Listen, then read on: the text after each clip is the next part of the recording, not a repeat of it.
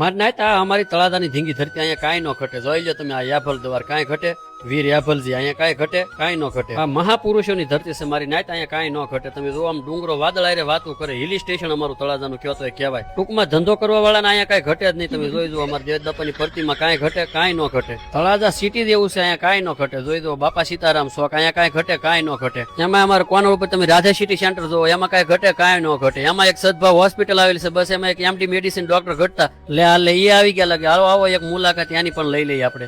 મને કે દુની બીપી આડાવળી થાય છે, તો મિત્રો આવો રાધે સિટી સેન્ટરમાં ગયા અને પગથિયા બહાટી હું સડી ગયો. અને આ માળ ઉપર નતું, બીજા માળ ઉપર હતો, એટલે અમે પાછો પગથિયા સડી ગયો.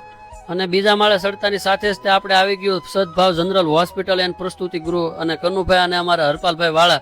અને આનું નામ સદભાવ શું કામ છે એ તમને કહું કે આ બે ભાઈઓએ સદભાવના હોસ્પિટલમાં કનુભાઈએ અને બેએ ખૂબ સેવા બજાવેલી છે, એટલે આનું નામ એને સદભાવ જ રાખ્યું પહેલેથી. અને ખૂબ સારું કામ છે. તો મેં આને બધી વાત કરી, તો મને કે હાલો તમે બીપી મપાવી આવો. એટલે હું આવી ગયો સીધો બેનની પે બીપી મપાવવા.